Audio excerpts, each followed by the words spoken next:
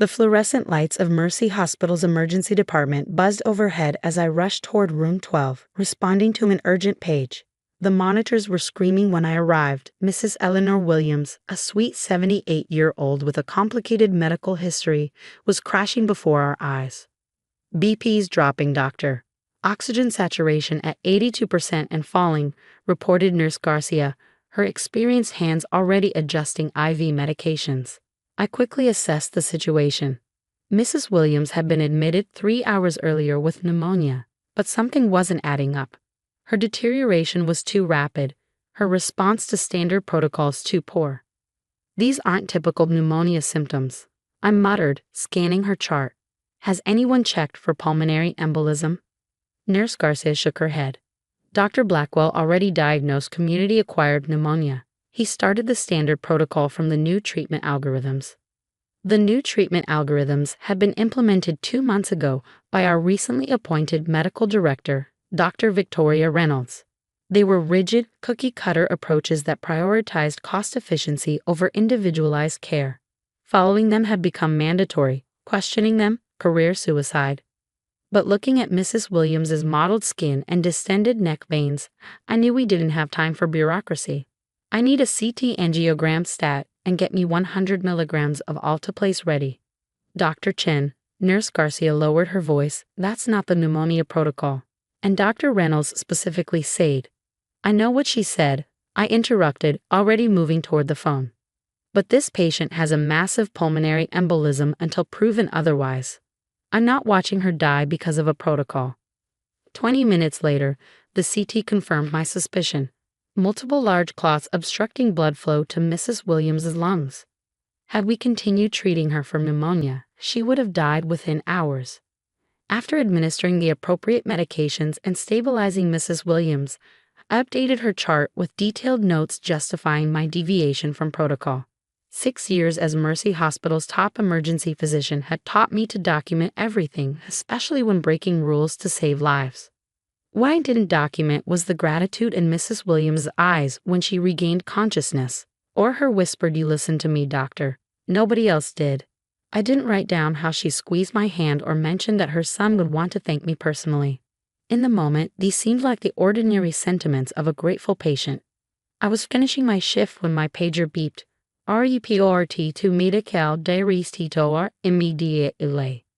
Dr. Victoria Reynolds' office occupied the prime corner of the administrative wing, a space previously used as a staff lounge until she claimed it upon her appointment 8 months ago. The walls now displayed her impressive collection of credentials from prestigious institutions, strategically arranged to be visible from every angle. Dr. Chen, she said without looking up from her computer. Close the door.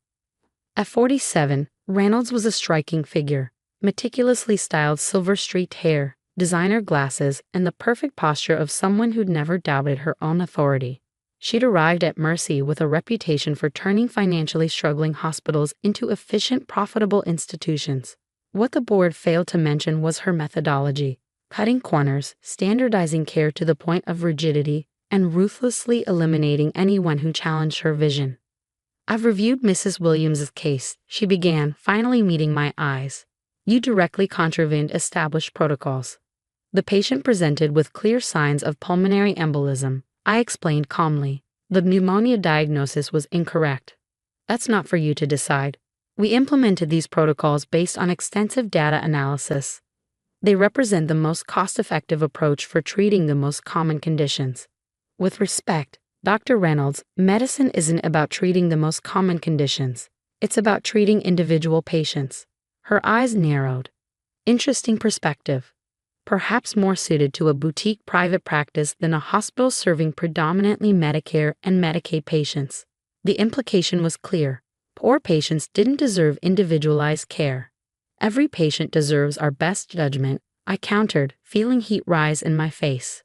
Mrs. Williams would have died. You don't know that, she dismissed with a wave. What I do know is that you ordered an unnecessary CT scan costing thousands of dollars and administered expensive thrombolytics when more conservative management was indicated by protocol. Conservative management would have killed her. Reynolds stood slowly, placing both palms on her immaculate desk. Dr. Chen, this is your third protocol violation this month. You ordered advanced cardiac enzymes for the homeless man last week, and you admitted the uninsured diabetic patient instead of discharging him as the algorithm recommended. Both medically necessary decisions, I said firmly. Both expensive departures from approved guidelines. She straightened a pen on her desk. Mercy Hospital cannot afford physicians who believe they know better than evidence-based protocols. Those protocols prioritize cost over care, I argued, struggling to keep my voice low. They're designed for financial outcomes, not patient outcomes. Dr. Reynolds' expression hardened. That's where you're fundamentally mistaken, Dr. Chen. Healthcare is a business. Efficient resource allocation saves more lives in the aggregate than heroic interventions for individual patients. That's not why I became a doctor. Perhaps that's the problem. She opened a folder on her desk. Your contract includes adherence to hospital protocols as a condition of employment. You've violated that condition repeatedly. My stomach tightened as I realized where this was heading. Are you seriously suggesting firing me for saving a patient's life? Dr. Reynolds slammed her fist on the desk, her carefully maintained composure finally cracking. You're fired, Dr. Chen. No one questions my protocols. Not you, not anyone. You have 30 minutes to clear out your locker. Security will escort you from the premises. The next half hour passed in a blur.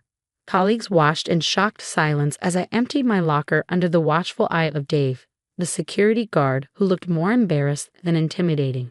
A few brave nurses whispered promises to call later, while most doctors averted their eyes, afraid of being associated with the fallen.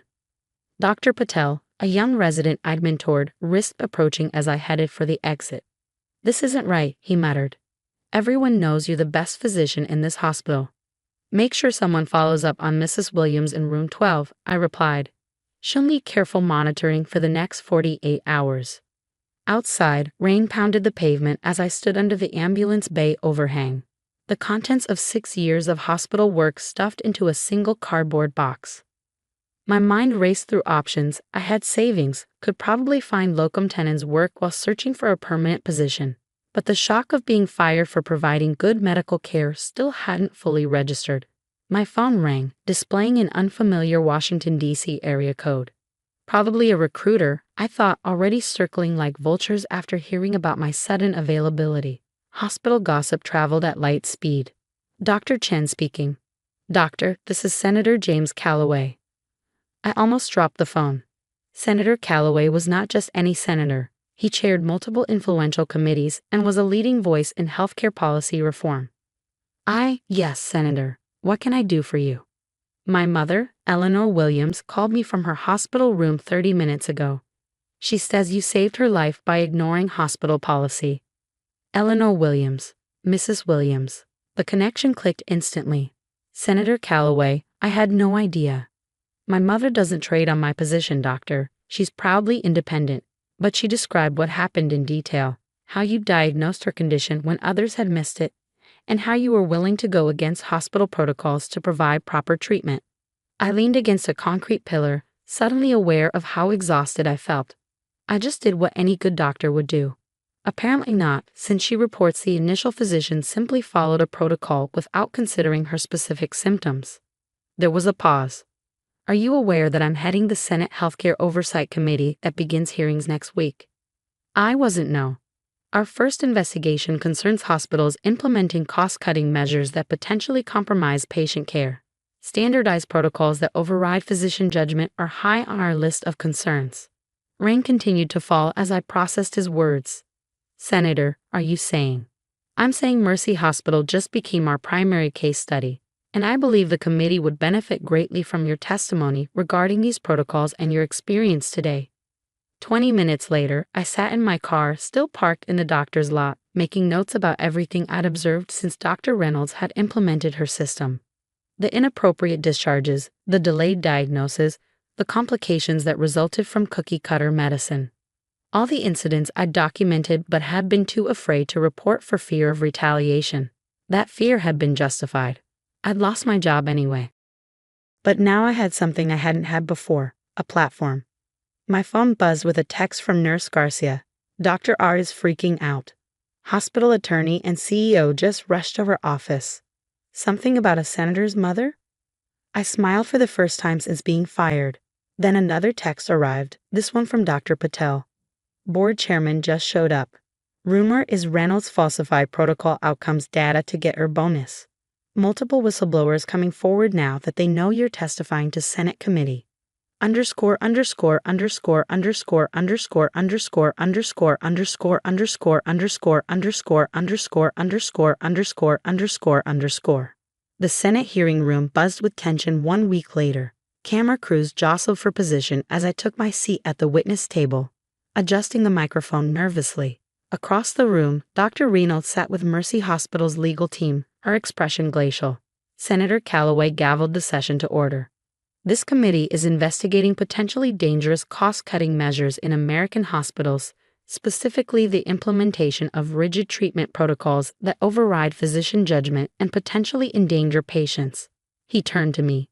Dr. Chen, please describe your experience at Mercy Hospital under Dr. Reynolds' administration. For the next hour, I detailed everything: the algorithms that prioritize financial metrics over individual patient needs, the penalties for physicians who deviated from protocols regardless of medical necessity, the culture of fear that prevented staff from speaking up. And you were terminated specifically for treating my mother's pulmonary embolism rather than continuing with an incorrect pneumonia protocol. Senator Callaway asked. Yes, Senator. Dr. Reynolds explicitly stated that my termination was due to protocol violations, despite the fact that following protocol would likely have resulted in your mother's death. The room erupted in murmurs. Dr. Reynolds leaned toward her attorney, whispering furiously. Dr. Reynolds, Senator Callaway continued, your hospital has reported a 15% reduction in treatment costs since implementing these protocols. Can you explain how these savings were achieved without compromising care?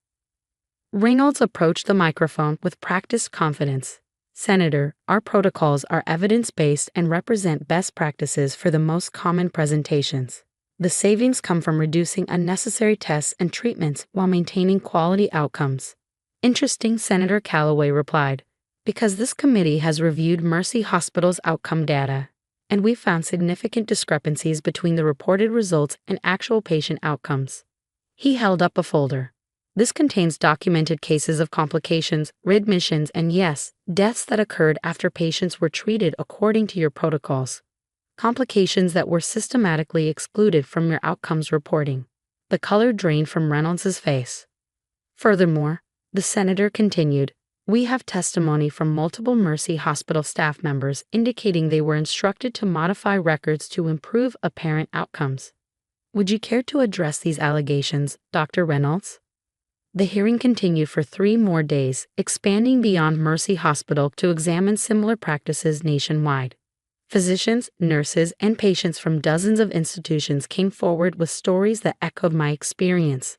Medicine reduced to algorithms, care sacrificed for costs, and whistleblowers silenced. 1 month later, I stood outside Mercy Hospital watching workers remove the sign bearing Dr. Reynolds' name from the medical director's parking space. The board had terminated her contract after a unanimous vote, citing ethical violations and conduct unbecoming a physician. The FBI had opened an investigation into potential fraud charges related to the falsified outcome data. Dr. Chen. I turned to see Mrs. Williams, Senator Callaway's mother, approaching with her walker, accompanied by Nurse Garcia. I hear you're returning as Chief of Emergency Medicine, Mrs. Williams said with a smile. My son will be pleased. The board was quite persuasive, I admitted, especially after the Senate committee recommended a complete overhaul of Mercy's administration. And the protocols? Nurse Garcia asked. Being rewritten by a committee of practicing physicians with emphasis on clinical judgment and individual patient needs. I smiled. Cost efficiency is still important, but not at the expense of proper care. Mrs. Williams patted my arm. You know, when they admitted me that day, I tried to tell the first doctor something wasn't right, that this felt different from pneumonia. He didn't listen, but you did. Sometimes listening is the most important diagnostic tool, I replied. As we walked toward the hospital entrance, I noticed the administration wing undergoing renovation, the former medical director's expansive office being converted back into a staff lounge and education center. Dr. Patel met us in the lobby, now wearing the confident expression of a physician who no longer feared retribution for doing the right thing. The new protocols just came through, he announced. They include a specific override provision for physician judgment. Good, I said. Because medicine isn't about following algorithms. It's about caring for people. Mrs. Williams smiled knowingly. Sometimes the people you care for might just care back in unexpected ways. As we entered the hospital together, I reflected on the strange path that had led me from being fired in disgrace to returning as a department chief. I hadn't known Mrs. Williams was a senator's mother. I'd simply treated her as I would any patient, with attention to her specific needs, rather than a one-size-fits-all approach. In the end, that was the most powerful testimony I could have given. That good medicine means treating each patient as an individual, not a data point in an algorithm. And sometimes doing the right thing, even when it costs you everything, finds a way to make things right again.